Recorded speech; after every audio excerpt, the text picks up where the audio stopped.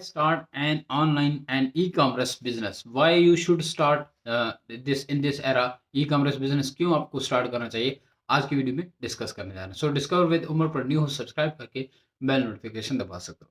Now let's get started. मैं आज कुछ इसके बेनिफिट्स बताऊंगा और इसके कुछ एसेंशियल्स बताऊंगा कि क्यों आपको ई कॉमर्स की तरफ जाना चाहिए. अगर आप एक अपना फिजिकल बिजनेस रन कर रहे हो तो उसके साथ आप इसको कैसे अकोमोडेट कर सकते हो और क्या क्या लेवरेजेस, क्या क्या बेनिफिट्स आपको यहाँ से देखने को मिल रहे हैं. So let's get started. So the first thing हमारे पास जो यहाँ पर आ जाती है वो है लोअर ओवरहेड कॉस्ट. जो इसकी टोटल कॉस्ट होती है वो फिजिकल बिजनेस में अराउंड काफ़ी ज़्यादा बढ़ती है, लेकिन एज कम्पेयर टू अदर जो ऑनलाइन बिजनेसेस होते हैं वहाँ पर ये काफ़ी हद तक कम हो जाती है. ठीक है. सो यहाँ पर जो compare to running a back end mortar store and e-commerce website is often more affordable. There is no need to pay for a commercial property and the utility trust that comes with it. Instead, you will invest in a domain name, web hosting, inventory and digital marketing. So actual में आपको यहाँ पर एक investment start करने के लिए, e commerce business start करने के लिए आपको टोटल चार चीज़ों की जरूरत पड़ती है.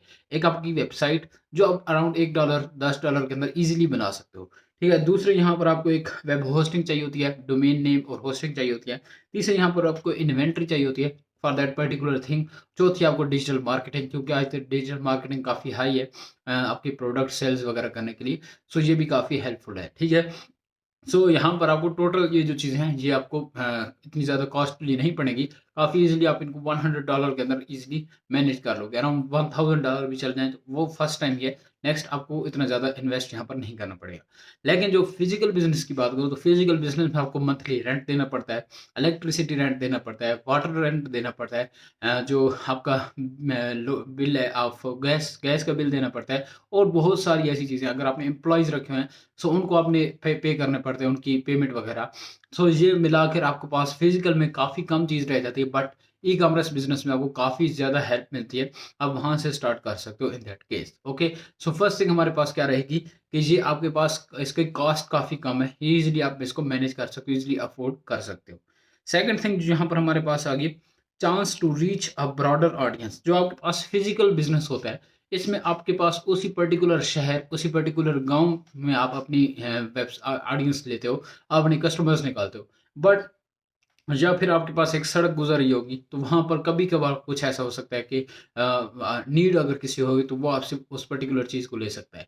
एज कम्पेयर टू ये जो ऑनलाइन आपका बिजनेस है यहाँ पर आपको काफ़ी ज़्यादा ब्रॉड चीज़ देखने को मिल जाती है, क्योंकि यहाँ आप डिजिटल मार्केटिंग के through all over the world, even all over the Pakistan, all over the country, all over the city, जहाँ पर भी आप अपने एड्स रन करवाना चाहते हो, जहाँ से आप पर्टिकुलर ऑडियंस लेना चाहते हो, आप इजीली वहाँ से ले सकते हो और आपके पास एक काफ़ी ब्रॉडर ऑडियंस होगी, काफ़ी हाई ऑडियंस होगी. ठीक है. और आजकल वैसे भी ऑनलाइन का दौर चल रहा है. सो इन दैट केस लोग ज़्यादा प्रेफर कर रहे हैं घर बैठे ऑनलाइन शॉपिंग करने के बजाय इसके कि वो शॉपिंग स्टोर्स पर जाएं, वहाँ पर जाकर खरीदें.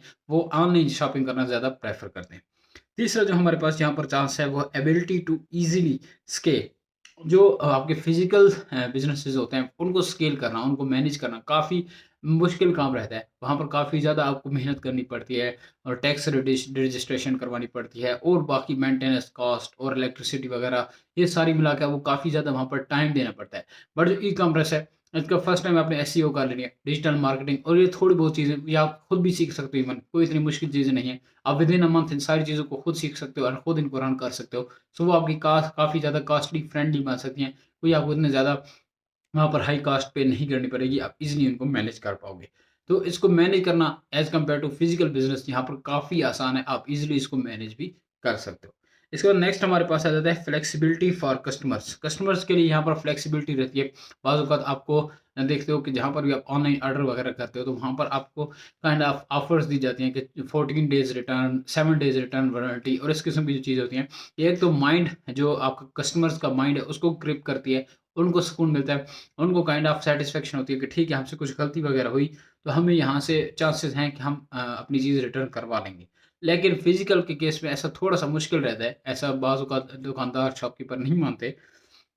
नेक्स्ट आ जाता है एक्सेस टू कस्टमर डाटा. यहाँ पर जो आपके पास कस्टमर डाटा आ जाता है उस हिसाब से आप उनके साथ एड्स चला सकते हो, कौन से रीजन में क्या चीज़ ज़्यादा सर्च हो रही है, ये आप डाटा एनालिसिस कर सकते हो, कौन सी चीज़ कॉस्टली है, किस हिसाब से सेल हो रही है, वो डाटा एनालिसिस कर सकते हो। फिर उस हिसाब से अपनी एड कैंपेन को रन कर सकते हो और उस हिसाब से अपनी सेल्स जनरेट कर सकते हो। ओके, सो ये कुछ इसके फ़ायदे थे कि why you should start e-commerce business in 2024। I hope so यहाँ तक आपको क्लियर हो गया होगा। अगर तो आप जानना चाहते हो कि किन स्टेप्स में ये स्टार्ट करूँ, तो वो पर्टिकुलर सारे स्टेप्स हम नेक्स्ट वीडियो में डिस्कस करते हैं। So stay tuned with me. Take care of yourself. Thanks for watching.